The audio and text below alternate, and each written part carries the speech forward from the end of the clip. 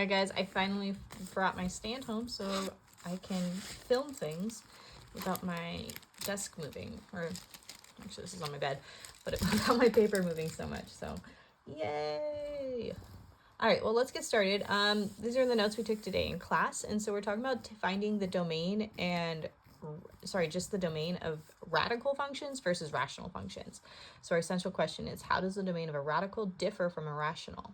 So when we're finding the domain of radical functions, remember radicals are square roots, there's going to be a certain process. So the first step is we're just always going to set the root equal to 0.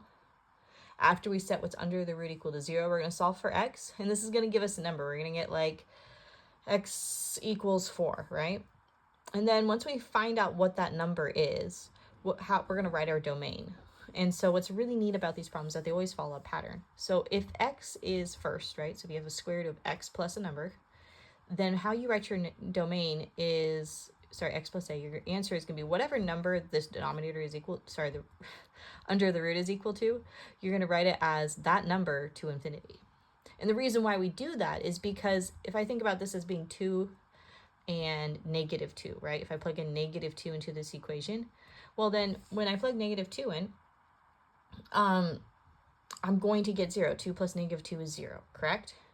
Sorry, if I plug 2 in, I'm going to get 0. 2 plus -2 is 0. Well, the square root of 0 is actually a number. But if I change that number to 1, so for example, I get 1 minus 2, well now all of a sudden this is a negative number. We can't take the square root of a negative number. So this bracket right here, this number that we get here, that's a hard line. It means that we're stuck there. It's never going to be below it, but it can equal it. So that's why our domain is going to be x plus, that number to infinity. Vice versa, if it's on the other side and I have a minus x, then when I solve for x, it's going to flip-flop. It's going to go from negative infinity to infinity. Again, thinking about numbers here. Even if you think about this, like, right, if I plug in a positive number, right, positive infinity, and I do a minus any number minus positive infinity, I'm going to get a negative number. Can I take the square root of a negative? No. So it makes sense that we would go from negative infinity to whatever number is our boundary. And again, bracket. So brackets are important, and then of course parentheses around the infinity. So let's go ahead and practice using this so we know what Miss A is talking about. So here in this first example, we have the square root of x plus 7. Well, according to my steps, first step is just to set it equal to 0. So I'm going to do that. X plus 7 equals 0. The next step, according to my process, is to solve for x. So let's do that. Subtract 7. If I subtract 7 from both sides, I'm going to get x is equal to -7. And let's think, if I plug -7 into this equation, I get 0. Square root of 0 is 0. If I plug in -6, I get 1. Square root of 1 is 1. But if I go the other way and plug in -8, I'm going to get -1, and the square root of -1 is an imaginary number, which we can't do, right? We're talking about real roots at this point. So with that being said, my domain is going to follow this pattern, because again, x plus a, I have x plus 7, just swapping that a out. So I write my domain as such. So where my domain is going to be from -7 with a bracket to infinity. And that's my answer. Okay, I like these because they're very, very uniform. There's a distinct pattern. All right, let's look at the next one. So next one, this one's got a lot of stuff going on. I got 3 minus the square root of 4 minus 2x. But here, it just says for my steps, I'm setting the root equal to 0. So I actually don't even care what other stuff is going on. So all I'm going to do is set that 4 minus 2x part equal to 0. What's happening on the outside of the root is not of my concern. Sorry, does not equal. It should equal 0. We do want it to equal 0. So ignore that does not equal. I got carried away. I was thinking about the next problem. So let's go ahead and solve. Second step is to solve for x, just like before. So I'm going to subtract 4. Now I have -2x equals -4. I'm still solving for x, so I divide by -2. I get x is equal to +2. Now this one, the x is being subtracted from a number similar to this problem, so that means my domain is going to be written as 2 to infinity. Sorry, -infinity to 2, right? Again, Why is it negative infinity to 2? Because it matches this problem right here. So go ahead and box that guy. All right, so that's how we find the domain of radicals. Let's look at some rational functions now. Rational functions are functions that look like fractions. So here, we're going to have the same steps. We're going to set the denominator equal to 0. And now we're setting the denominator equal to 0 because think about it. If you have, for example, 1 over x plus 2. I'll write it down. Right, 1 over x plus 2. Then thinking back to your math 3 days, right? If x was negative 2, then this function would be undefined. There'd be a hole there. I can't have that. So what we're going to do is we're going to find where the denominator is equal to 0 because our answer cannot equal that. That's when we find out what makes our denominator denominator equal to 0. I made a new word. Our domain is going to be written as negative infinity to a number united with the number to infinity. So remember last year you guys just said x can't equal that number. Now we're going to write out in interval notation, make it a little bit more formal to talk about what numbers it can equal. Okay, so for the first one, again, all we care about is the denominator. So let's start by setting the denominator equal to 0. So I'm going to say x plus 4 equals 0.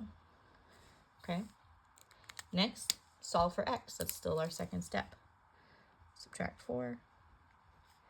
X cannot equal negative 4. So this means that x can be any number but negative 4. And I think I spilled coffee on my thing. Or nope, that's just my screen. Just kidding. So x cannot equal negative 4.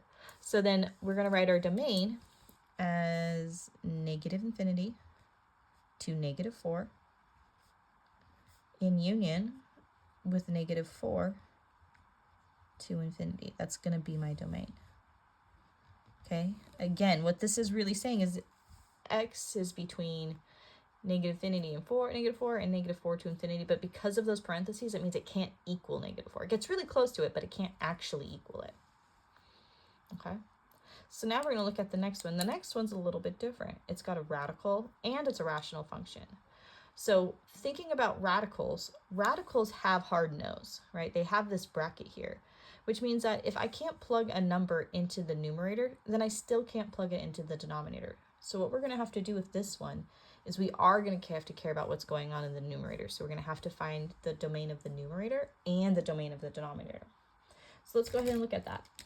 If I find the domain of the numerator, I'm setting the numerator, what's under the root equal to 0. So I'm going to say x plus 3 equals 0. And I'm going to solve for x. Solving for x. So a pen that's not broken, preferably. I'm going to get x is equal to negative 3. That means thinking about this, my domain is going to be from negative 3 to infinity. Okay? Now if I look at the the denominator, we just looked at the numerator, and I say x minus 1 is equal to 0, then when I go to solve for x, add 1, I now know that x cannot equal 1. So thinking about how these two combine, this is saying that x can be anywhere, any number between negative 3 and infinity. That checks out. This one, though, if I were to complete the domain, it means that x can be any number but 1. Okay? But any number but 1 doesn't work, because if I plug in negative infinity is less than negative 3. So negative infinity to negative 3 is not going to be part of my final domain. My domain is going to start at negative 3. Okay? So it's going to be from negative 3 with a bracket, and it's going to go all the way to 1. Okay, and again, it's going all the way to 1 because 1 is between negative 3 and positive infinity. But remember, it can't equal 1, so we're going to put a parenthesis there. We're going to start our domain again, and then now it's going to go 1 to infinity. And that is actually going to be our final domain, so be careful with the brackets, be careful with the parentheses. The discussion we had in class today is, yes, you are going to care about the radical domain of the radical more than you're going to care about the domain of the rational function. The domain of the radical function is going to trump it. It's going to be more important. And so that's why we're going to care about that more, because again, it's got that hard no. Okay. And those are our notes for today. All right, if you guys have any questions, ask me in class.